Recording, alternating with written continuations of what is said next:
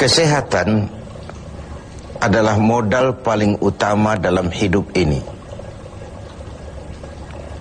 Kita hanya bisa beraktivitas, melakukan berbagai kegiatan dalam hidup ini hanya oleh karena kita memiliki sesuatu yang bernama sehat. Kecenderungan kita adalah baru merasakan pentingnya suatu nikmat kalau dia sudah berkurang atau bahkan hilang sama sekali dari diri kita. Kita baru merasakan pentingnya gigi kalau sedang sakit gigi. Kita baru merasakan pentingnya telinga kalau sudah tuli. Kita baru merasakan nikmatnya, benar-benar nikmat mata kalau sudah diserang penyakit buta. Sepanjang dia ada, normal, kita kadang-kadang kurang menjaga dan memeliharanya. Padahal Al-Quran telah mengingatkan kita, la in syakartum la azidannakum wa la in kafartum inna azabi lasyadid. Kalau kamu pandai bersyukur dalam artian menjaga nikmat, menjaga karunia yang diberikan Allah kepadamu, aku akan tambah nikmat itu kepadamu. Tapi kalau kamu ingkar, kamu tidak pandai bersyukur, kamu tidak pandai menjaga dan memelihara nikmat itu, awas, azabku itu akan pedih adanya. Begitulah. Kesehatan ini menjadi modal utama. Kita melaksanakan puasa, selesai itu kita berangkat ke masjid, melaksanakan sholat tarawih, kemudian tadarus Al-Quran, bahkan ibadah haji, jihad sekalipun hanya mungkin kita laksanakan kalau kita mempunyai sesuatu yang bernama sehat. Nah, lawan dari sehat adalah sakit. Kita manusia terdiri dari dua elemen pokok, jasmani dan rohani. Kadang kita kehilangan keseimbangan. Berpayah-payah kita mengurus rohani, berpayah-payah kita mengurus jasmani, maksud saya. Satu hari 3 kali kita mandikan jasmani kita.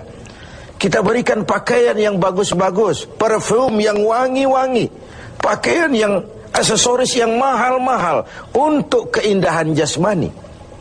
Pernahkah kita berpikir seperti itu untuk menambah keindahan rohani kita? Kita hiasi dengan sifat-sifat yang baik, dengan sabar, dengan ikhlas, dengan tawadhu, dengan tasamuh, lapang dada, dan sebagainya. Begitu juga kalau kita bicara penyakit. Kita sibuk kalau diserang penyakit jasmani.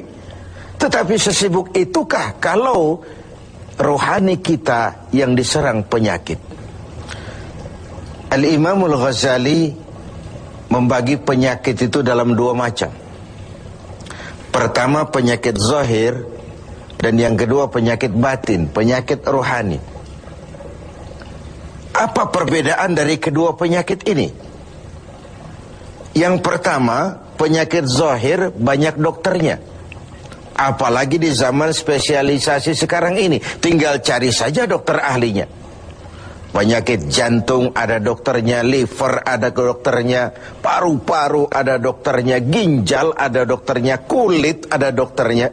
Penyakit zahir banyak sekali dokternya.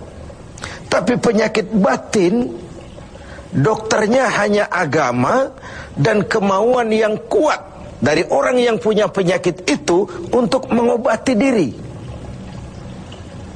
Sulit cari dokter yang bisa mengobati penyakit sombong, cari dokter yang bisa mengobati penyakit kikir, cari dokter yang bisa mengobati penyakit angkuh, sombong, bakhil. Agama dan kemauan yang kuat dari orang yang dihinggapi penyakit itu untuk memperbaiki diri melalui riyadhah, latihan dan latihan. Yang kedua, kata Al-Ghazali, perbedaannya ini aneh. Penyakit zahir yang empunya penyakit lebih tahu dari orang lain. Sedangkan penyakit batin sering orang lain lebih tahu dari yang punya. Ini aneh. Kita punya penyakit jantung, kita tahu wong itu penyakit kita dan itu penyakit zahir. Teman kita nggak tahu, datang-datang main kagetin aja, woi, kelepek kita. Kita yang punya penyakit tahu, orang lain tidak tahu. Tapi kalau penyakit batin ini aneh, orang lain sering lebih tahu dari yang punya. Kalau kita sombong, kita sering tidak merasa, kita anggap sikap kita wajar saja. Kalau kita diserang penyakit pelit, kita tidak merasa, kita anggap wajar saja. Kalau kita diserang penyakit hasud, kita anggap wajar saja. Orang lain yang tahu. Karena itu sahabat Umar bin Khattab radhiyallahu an kerap kali kalau berkumpul dengan sahabat sering kali bertanya, kau lihat saya sombong apa tidak? Kau lihat saya pelit apa tidak? Kau lihat pada tingkah laku saya ada tanda-tanda kekafiran atau tidak? Kalau orang lain memberitahu itu kepada beliau, bukan main senangnya hati beliau. Tidak jarang yang memberitahu itu diberikan hadiah oleh beliau. Ini bedanya kita dengan Sayyidina Umar. Kita diberitahu orang marah, bukan main. Kenapa gue lo urusin, diri lo aja beresin. Jangankan kita mau bertanya, melakukan introspeksi tentang kekurangan-kekurangan kita, diberitahu orang pun kadang-kadang kita salah terima. Inilah penyakit batin itu. Dan yang ketiga, ini yang paling dahsyat. Sehebat-hebatnya penyakit zahir, penyakit jasmani, dia hanya merusak dunia. Paling-paling mati gitu saja. Tapi penyakit batin, penyakit rohani kalau diserang, merusak dunia, menghancurkan akhirat.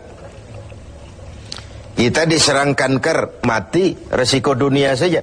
Kena ginjal, mati, paru-paru, mati, darah tinggi, mati. Tapi tidak berakibat akhirat. Maksudnya tidak ada nanti penduduk neraka ditanya, kenapa kamu masuk neraka? Kanker, Pak. Tidak ada. Kenapa kamu masuk neraka? Tumor, Pak. Juga tidak. Yang menyebabkan masuk neraka itu penyakit rohani. Jadi kata Al-Ghazali, penyakit rohani itu kalau diserangnya kita, rusaklah dunia, hancurlah akhirat. Kita diserang penyakit sombong, di dunia dikucilkan dari pergaulan, di akhirat jelas juga tempatnya. Kita diserang penyakit kikir bin pelit. Di dunia siapa yang mau bergaul dengan orang pelit? Walaupun kita sendiri kadang-kadang pelit. Tapi di akhirat juga tempatnya jelas. Hasud, iri hati, menggeragoti amal sendiri. Di dunia kita sulit hidup karena senang lihat orang susah, atau susah lihat orang senang. Itu kan tandanya hasud itu, iri, dengki. Lihat orang susah, senang. Lihat orang senang, susah. Di dunia saja sudah susah hidup, susah gemuk. Di akhirat jelas juga tempatnya. Karena itu kata Al-Ghazali, heran saya ini. Kalau diserang penyakit zahir, cepat-cepat kita lari ke dokter. Tidak ada uang, berutang pinjam pun maulah. Diserang demam, diserang flu, diserang segala macam penyakit zahir, panik, cepat lari ke dokter. Atau paling tidak puskesmas yang terdekat.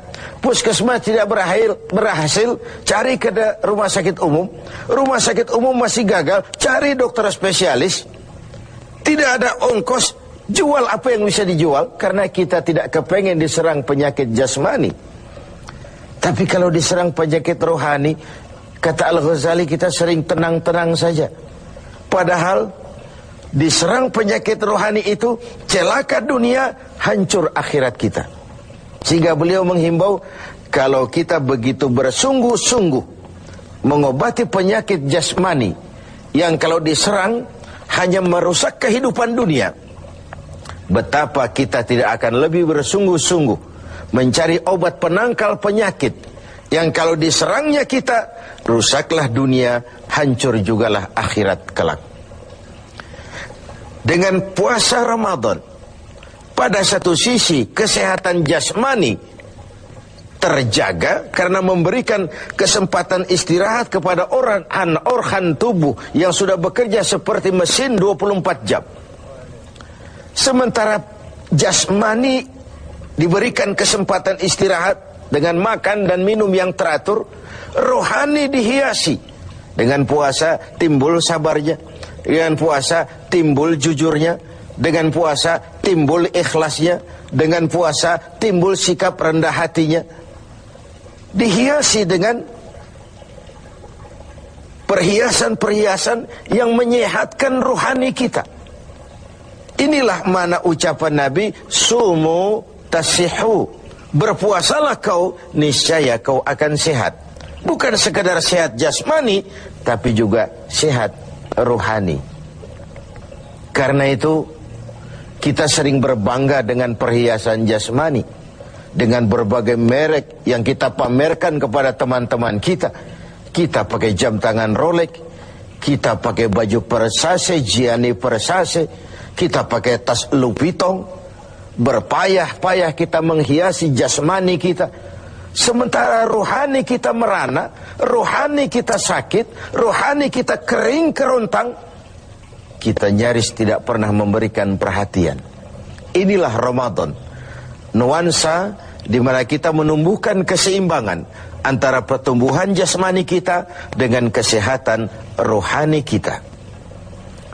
Kalau sehatlah jasmani dan sehatlah rohani, maka terciptalah keseimbangan, keindahan jasmani yang berpadu dengan keindahan rohani. Itulah bentuk yang kita dambakan dalam menjalani kehidupan ini.